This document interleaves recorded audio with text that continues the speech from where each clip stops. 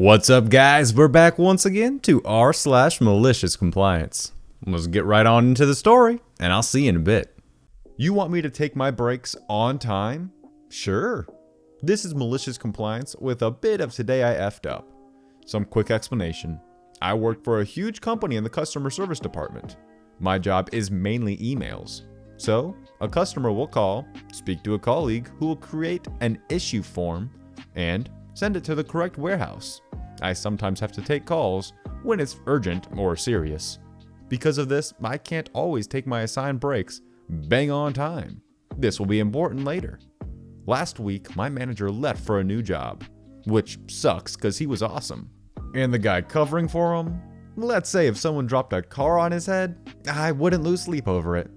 Anyway, right off the bat, on the very first day, new manager, M, starts barking orders. I already knew him as a very good friend colleague, worked under him for months. I had previously spent 30 minutes talking to said colleague because M made her cry and hate the job. I used to carry out some extra jobs for the previous manager, but something had happened and I no longer wanted to do it. I informed my old manager, who understood. There were two of us doing this job. Let's call this colleague C. M basically questions people like it's an interrogation. I have gone as far as to say to people in the past, if I fart, I swear he'll expect me to tell him how it smells. M told me off on the second day for not taking my breaks at the correct time. I tried to explain that it isn't always possible. If I get an issue form 5 minutes before my break, and it takes 20 minutes to fix, I'll just go for my break after, and still have the same amount of time. M, that's not acceptable. You are expected to be available to take any issues outside your allocated break times. Me, I understand, but again, M, enough! I've told you already. Let this be the last I hear of this. Okay. The following day, M approached C and told her she's expected to carry out the old extra task, and I am too. C, has M told you about the extra task? Me, no, what's up? C, he wants us both to do, explains new way. Me, yeah, I'm not doing it. I told the previous manager I was dropping it. C, okay. 5 minutes later, M messages me. The following is a copy and paste. M, C tells me you don't want to do the extra task? Why? Me, I have my reason for not wanting to take on the responsibility. C, then please explain them to me. As I am making a reasonable management request for you to support your team. Me, sure. I don't want to do it because it's not part of my role. I'm not obligated, I am underappreciated, and I get nothing extra from it. And a few other private reasons I don't want to discuss. M, wow. Well, thank you for your support, OP. You are required to follow any reasonable management request given to you. I will pick this up formally with you. You will not be required to do anything that is not, as you put it, part of your job role from now on. Thank you. Me, you never formally asked me to do it. You told C to tell me. A couple more things were said, but not relevant. So yesterday, I get a call come through, which means it is important. Huge issue. I look at the time, and it's 2:20 p.m.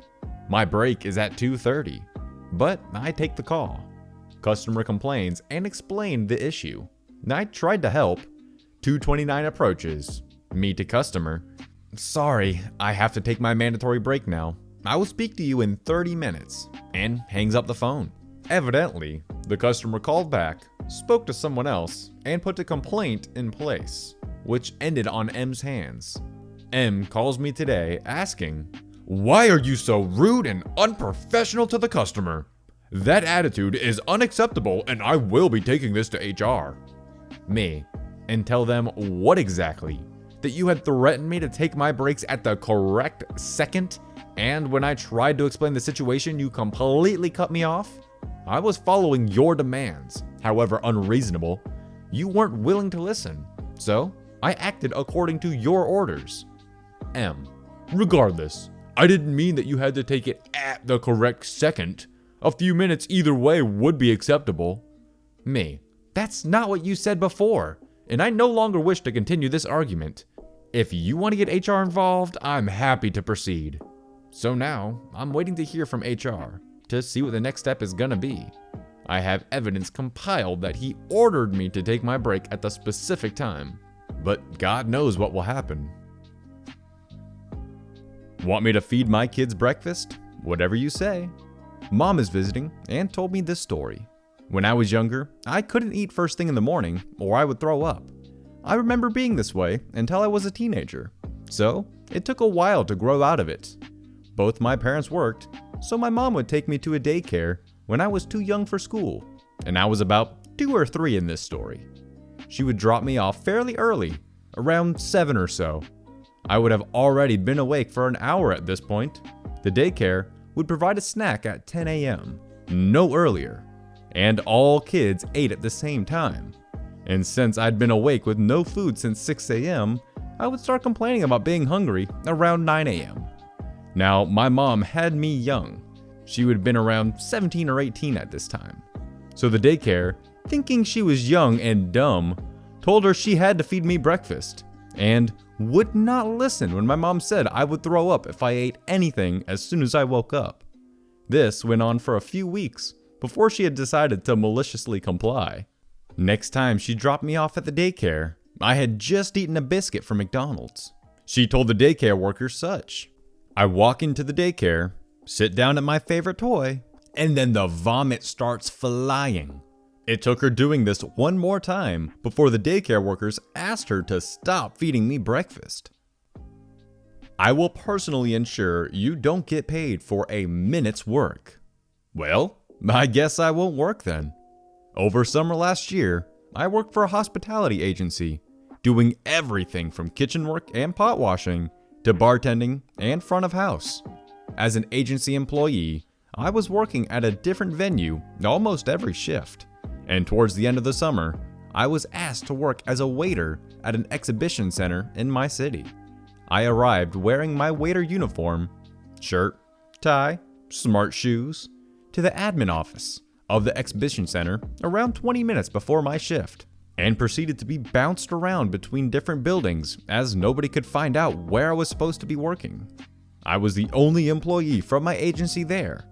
At big events, the organizers tend to hire several different agencies, and was in constant contact with my manager back at the office, explaining to her that there was confusion around where I would be working, but I had arrived on time and had parking tickets, etc. to prove it.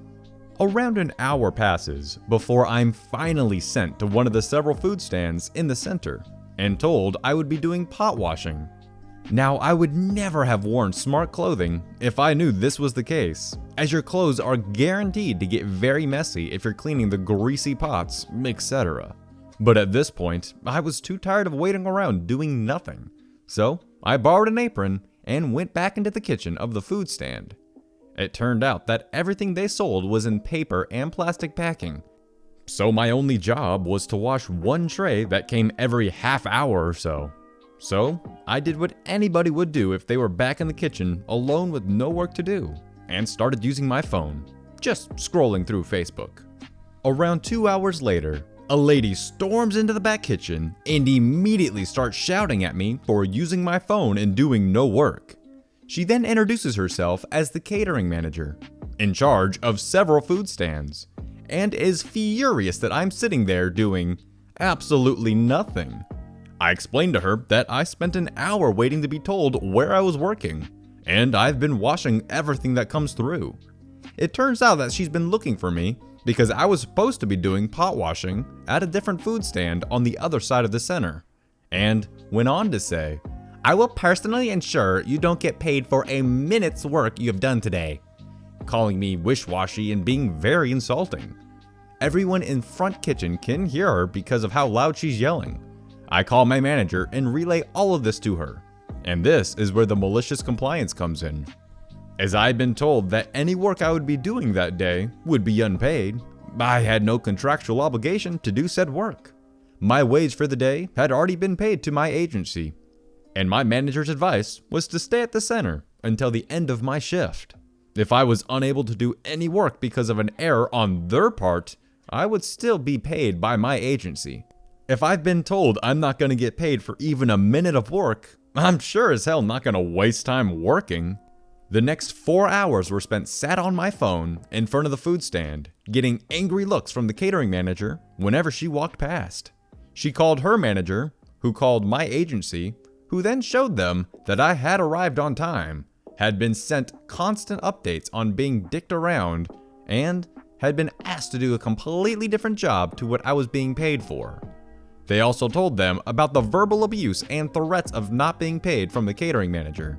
The cherry on top was that this manager was forced to apologize to me, and I earned a full day's wage for basically sitting on my phone all day.